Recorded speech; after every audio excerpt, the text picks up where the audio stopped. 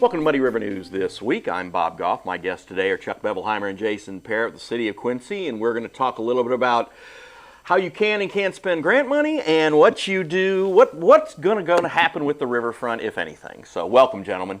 Thank you. Good to be here. First thing, we had the Riverfront Development Committee meeting, and you've got this grant money from the state, from the DCEO, Department of Commerce and Economic Opportunity, that we've had for quite some time, correct? Yes. We've had that money, and we've got to do something with it. You use it or lose it. And grant money is usually earmarked for specific purposes. They don't just give you grant money and say, with a blank check. It's usually, this is for X. So what is X in this case going to be? In this case, X is Riverfront improvements. When the grant was first awarded, the intent was to improve the riverfront by removing the power lines. And that was what the state saw as riverfront improvement. Once that project was deemed to be too expensive, just did not become a feasible project, the state said, look, you still have to do a riverfront improvement. You can't take it to the middle of town and do something. You can't take it and do any other location. You have got to do something that improves the riverfront, and so that's how we have been acting as we've gone forward. And Chuck, like I said, you don't just get a blank check, but still, riverfront improvement is pretty broad and pretty vague, right? It is, and in one sense, it's good that it is vague because it gives us the ability to switch from Project A to Project B, which is what we've done here. In fact, we've gone from Project A, B to C because of cost, but we're trying to fine tune that so we can do something and show the public that we've got a event or a activity that'll draw people down to the riverfront. Secondly, that we can raise more money for to actually get that project built. And so you got to have something that engages the public, and that's what was the hard part about the first project, the Riverfront power line burial. It's just very hard to get the public excited about that project. Even though there's a need for it, it wasn't going to fly publicly, plus the costs were high. And those costs, I mean, because it ended up taking a while for the cost, but I think the other thing with the power line burial is, you know, we are closer as time moves, we're going to eventually have a new bridge here pretty soon. And isn't there a possibility that maybe that could be done as part of that? They're definitely going to have to address the power line around the York and Main Street areas as that bridge, the old bridge comes down and the new bridge gets built. All that's got to be figured out. I think that it becomes less an issue at York Street because I think the Jersey Street substation is north of that. So that's why, but it's going to have to be addressed. And Jason, when we talk about, you know, riverfront development, it should be, the money should be used for more than just knocking something down, or unless you're going to be part of a grander project that is planned out, or more than just, hey, let's fill the potholes on Front Street, because you're going to want to go to the state again and say, hey, we need money for this, and they're like, well, the heck with you guys. You didn't use the last money we gave you for what you were supposed to use it for. Absolutely, and that's why there was the discussion at the time of taking down the sludge dome, because that would lay the path for development in that area. And that's kind of the idea of it, is you want to see something. If the state's saying, well, you just used it for this, why would we want to continue to invest in that area? But if we can point to a project and say, you know what, this led to this, and then this led to this, and now we're going to see if you can help us out in this area. That's really, the state wants to see progress, wants to be able to see something you could have a press conference and point to, and that's a key.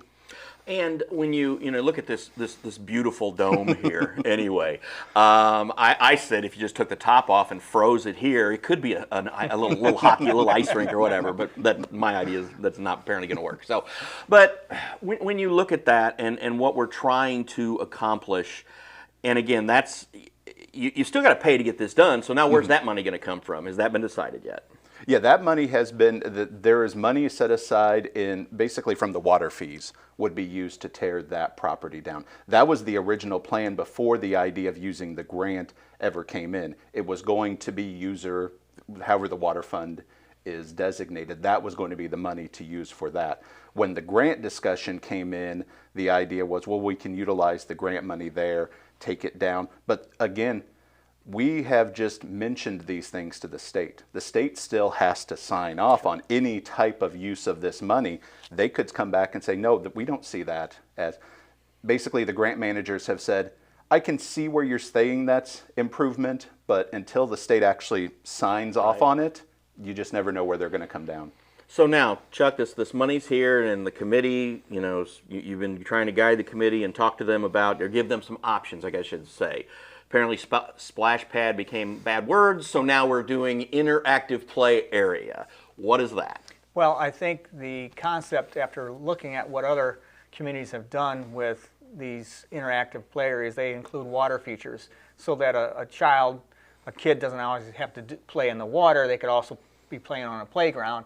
Or it could be a water feature that doesn't really require you to get in the water or get wet, but it's a feature that kids can play in, and we know how kids are attracted to water. So it's various elements. It could be simply a tunnel of sorts where the kids can play with a lock and dam system or waterway, or it could be any other item, including the fountain or the train that spouts water, or any creative feature that would be interesting for children to want to play in. And that's the concept. It could include dry activities as well as wet activities.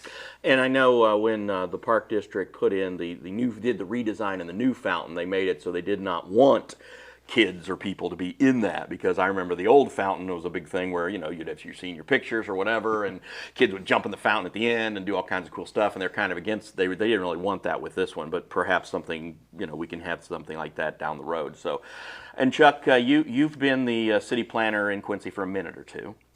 You've had an administration or two that you have served under.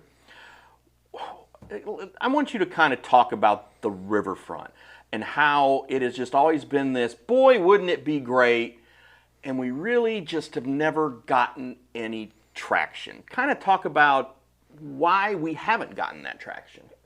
It's, well, first of all, I've served for 4 administrations now, so, and every administration has a different vision of how they want to see things move forward.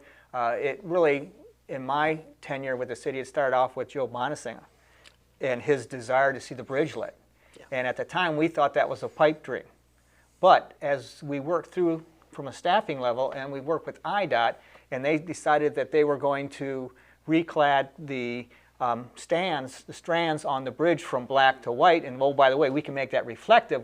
Well, now the cost of that lighting project dropped significantly, by more than half. And then we were able to get a grant, again, to get that bridge lit, and we raised money privately. And again, that's an example where if the public sees something that they can point to, that they can see would benefit the community, that is a unique feature that the community can get behind, you can raise money against that. And that's exactly what we did to get the bridge lit. And now, with the Riverfront, the idea is, look, this is a very passive place, and people enjoy going down there. But it'd be more interesting for the public at large, and from our master planning process on the Riverfront, we've got feedback from the public that, yeah, if this was a more attractive area for different types of activities, then it would become a destination for the public. And we've seen people who come to Quincy from out of town, and the first thing they want to do is dip their toe in the river or go check out the river.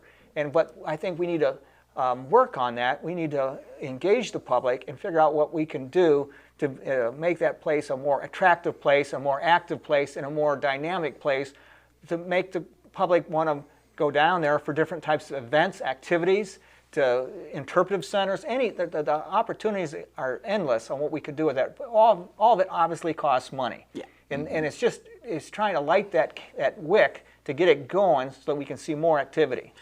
Of course, growing up, not terribly far from Quincy, but also being, driving over the river on a regular basis, we have always taken the river for granted. That's our thing. When other people come here, like you said, I've had relatives and friends who live in California, whatever, like, oh, the Mississippi River, yeah, it's great. And we do take it for granted.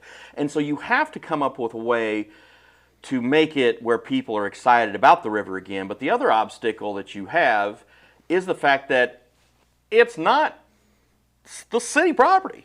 It's the Park District's domain. And again, the whole creation of this committee was to try to get city, county, Park District together in a room on a regular basis and figure something out.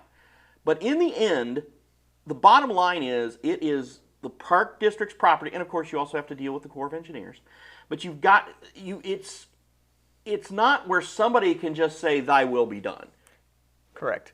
It requires collaboration between, frankly, the Park District, the city, and the county, because we've got a partnership here, and that's why we got 3 members from each board on the committee, and we work well together. It's just finding that right project that we can all get excited about. And it takes extra effort because you got 3 boards that have to also engage and be part of the action. And it's a struggle sometimes because not every board feels the same way. Obviously, the park board controls most of the real estate down there, and they also maintain it and have an operation budget to work with. So everything's budgeted and everything has to be worked within a reasonable cost, and that's why we're trying to figure out what area, what project we can do that works for all parties. And that's really why looking at the sludge dome has been a good location, because that is city owned. And that way you've got city owned property that you can work with there. So that's why that is a pretty good site to have this first type of project be looking at. But eventually, not just the dome, but Jason, isn't eventually that entire area going to be opened up? Or will at some point you still have to have that building that's right there on the river? The larger one, I believe, the settlement basin stays, and the water treatment facilities are going to stay, at least for the foreseeable future, as I understand it. With all the renovation that's going down there, I think the plan right now is to keep those buildings on the riverfront. Well, again, I wanted to just kind of give everybody an update of where we were. And again, I've been somebody that's always been a proponent of the project on a certain scale, and I do want to see something done. So hopefully, you know, once this beautiful piece of architecture is gone, then maybe that's the domino that you talked about, the lighting of that wick. Maybe that's where we can get down the road. And of course, if anybody wants to provide input, they can always attend a park board meeting, attend a city council meeting, or attend a Riverfront Development Committee meeting and say, hey, why are you doing this? This is my idea. Hey, I want to help. Hey, I want to raise money.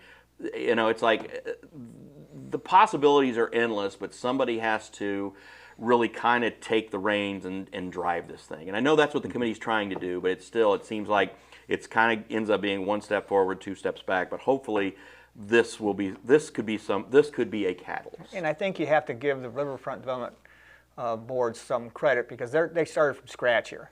And they had a plan, and taking a plan and no money. Right, absolutely. And they've had to crawl. They had to start walking and start running, and it's taken time. But I think they've got the vision, they've got the work ethic, and I think they're getting there. Jason Parrott and Chuck Bevelheimer, thank you very much. Thank you. Our pleasure. That's all the time we have for now. I'm Bob Gough. We'll see you next week.